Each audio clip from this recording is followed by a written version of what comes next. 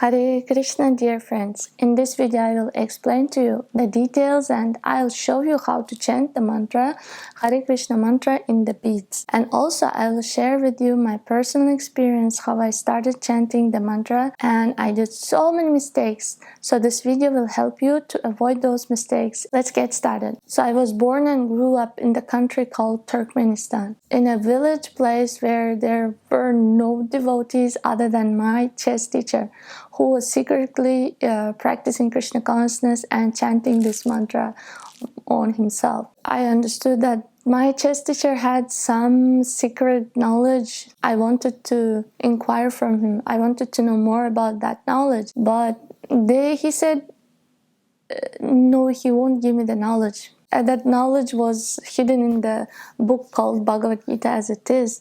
So I wanted that book. But he said, no, I cannot give you that book. Then I was begging him, I was crying, I was so many months, I was after him to give me that knowledge, to give me that Bhagavad Gita as it is, that secret book. But then he told me, okay, I will give you, but you need to follow first 4 guided principles. Why I need to? He said, you need to purify yourself. I thought, oh my God, I'm so pure and he's saying to purify myself. Oh my God. Then because I respected my chess teacher, he's such an elderly wise person and I am such a small teenager girl, 17 years old. And he said, you need to follow 4 guided principles. I said, okay, please list them. What are those? No illicit sex. Easy, I don't do that. And no alcohol, no smoking. I don't do that. And no gambling. What is that? I don't even understand. And the 4th one was no meat eating. I was like, what? Because in our country, if you become a vegetarian those days, it was like, oh my God, you are crazy. So that regular principles stopped me from getting the secret knowledge, but after a few months the urge for knowledge stopped me even from eating meat. So I started eating boiled vegetables and boiled beans. During those days we didn't have access to YouTube where you can see so many recipes, Indian recipes with no meat and no onion garlic.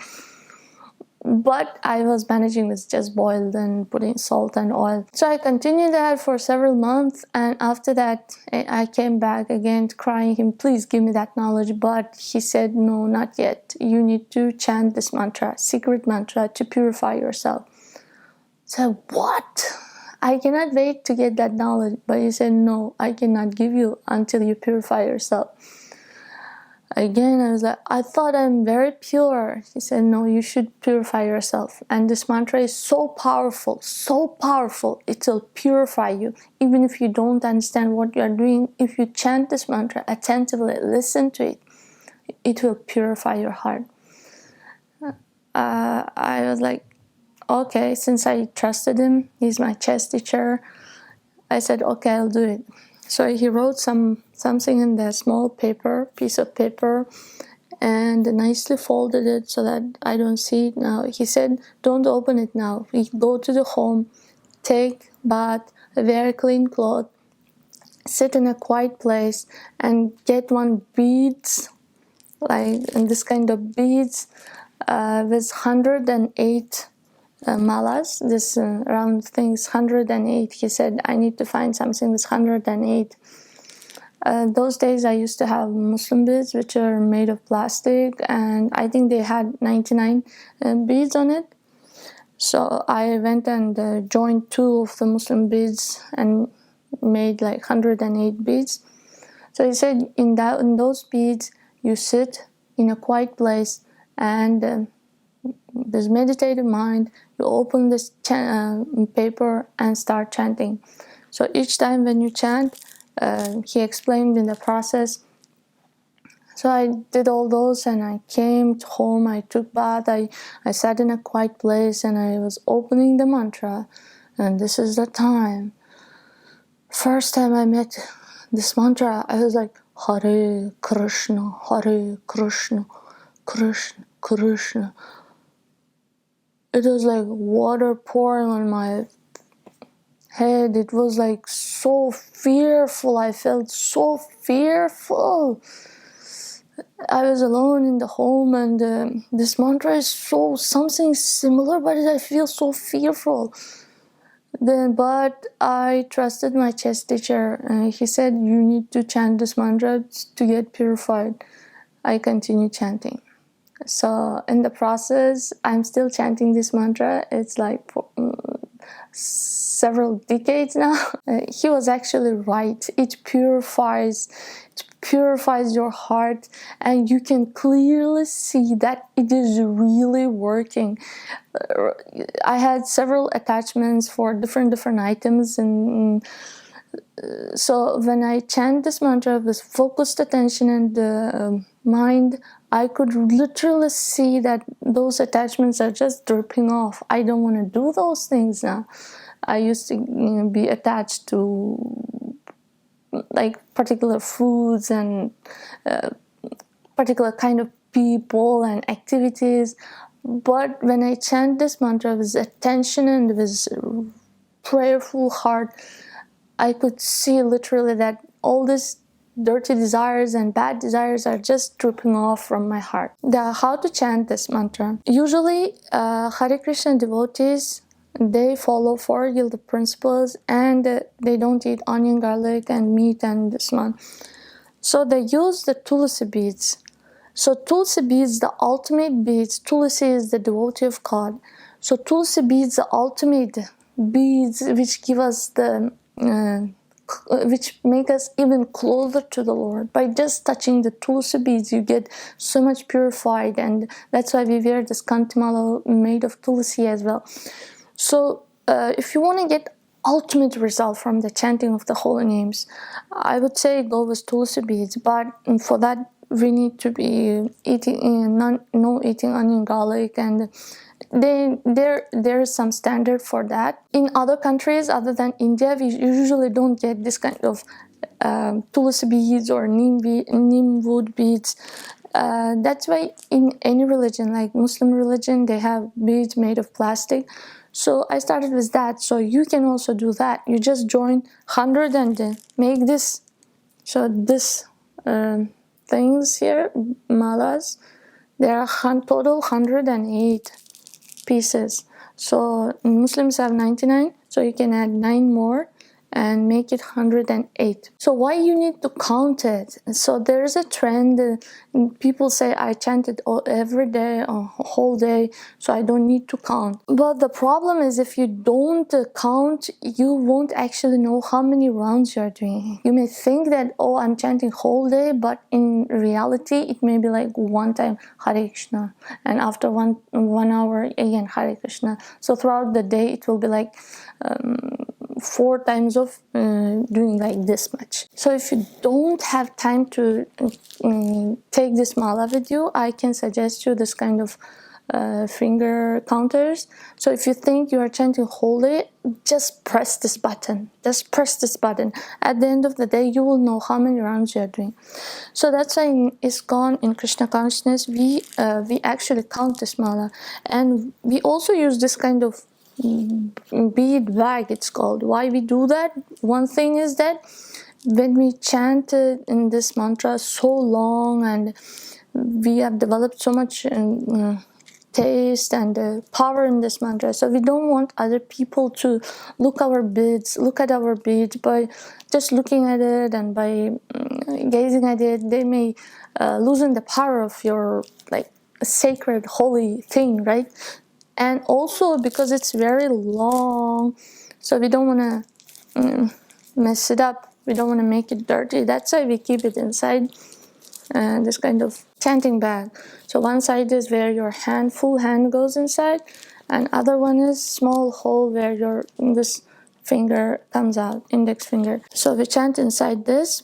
Also, tulsi beads are so sacred that we don't want to often use our left hand to touch it. Also, this beads, Japa beads, have the rope here. You can hang it once you're done, or you feel tired of carrying very big beads. Also, it has this kind of sakshimala, it's called, for example, you chanted 16 rounds, so you hear 16 beads. You can count like this. And if you want to do 64 rounds, so one time 16 ended, you can turn this one here.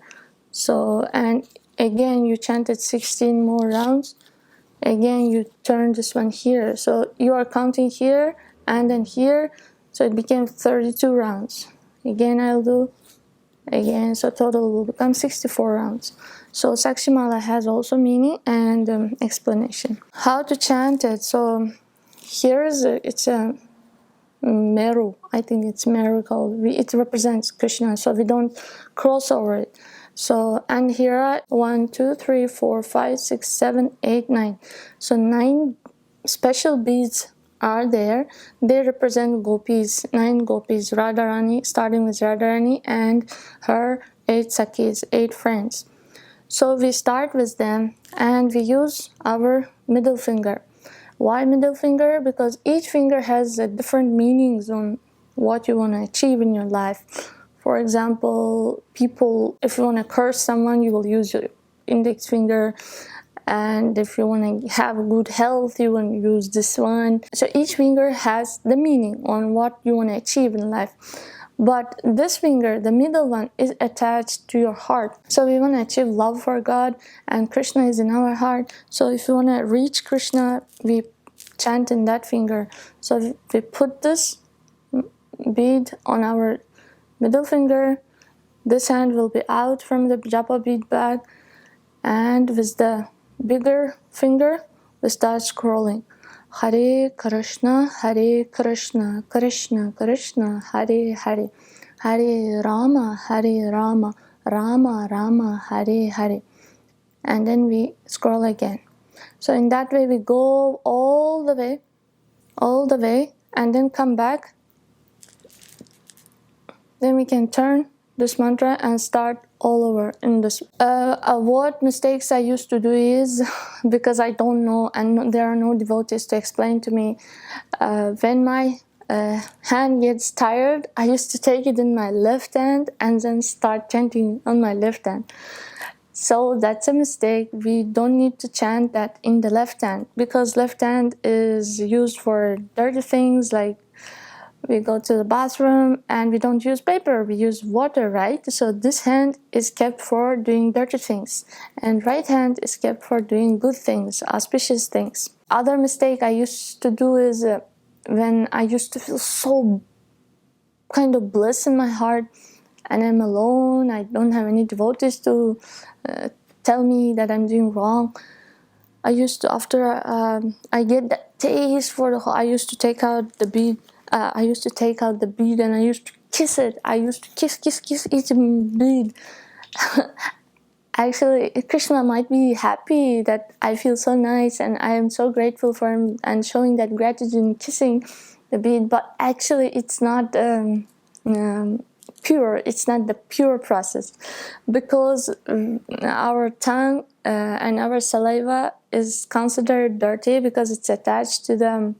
It has a connection with the other part of our body, which contaminations come out. So our saliva is not pure. So that's why we don't touch sacred things with our tongue, with our lips. But I used to do that mistake and I used to kiss it.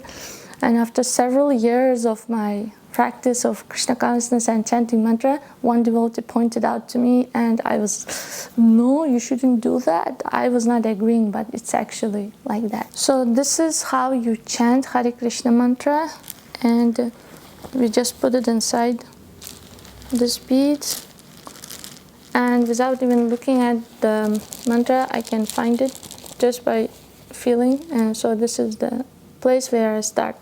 So different sizes, because my hands are very big compared to other hands, so I prefer getting bigger malas. Like this one is so small, this one is so small, that's why I replaced it with another big one, so that when I'm chanting I don't scroll 2 of them. See, I can there's a chance that I can scroll 2 of them instead of 1. So that's why I got You can get the malas according to the size of your fingers. Do you need to be vegetarian to chant the Hare Krishna mantra? No, you don't need to be. My chess teacher told me to become vegetarian because he saw that I'm so eager, so he knew that I'll easily give up and become vegetarian. So for you can chant it even if you are eating onion garlic, even if you are non-vegetarian, you can still chant the Hare Krishna mantra. And do you need to be in Krishna consciousness or ISKCON to be chanting Hare Krishna mantra? Actually, you don't need to be in Krishna consciousness, or you can be in any religion. Any religion. You can be in Muslim religion, you can be in Christianity, but still you can chant this mantra, because mantra, man means mind, and tra means that which liberates your mind.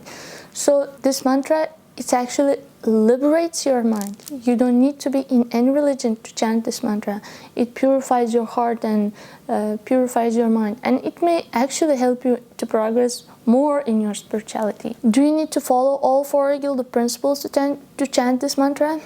My chess teacher made me follow this, but actually you don't need to. You can chant. If you are smoking, if you cannot give it up, no problem. You chant this mantra, and the mantra will do the magic. Do you need to take bath to chant this mantra? You don't need to. You can chant this mantra just by washing your hands and using your right hand and chant this mantra, because Hare Krishna mantra is so powerful and it's beyond any material dirt and impurities. It's so powerful.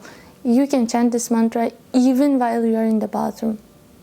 Well, not with tulsi beads, but or maybe in the bathroom you can chant in your fingers and count. Can you chant this mantra while you are in periods? Yes, you can do it. This mantra is beyond any impurities. You can do it. So what to do if you feel sleepy during chanting? Yes, one of the things mantra does is pacifies the mind. So that's why many of us, including me, it's actually my problem. It so much pacifies the mind that when I sit and chant, I feel like sleeping.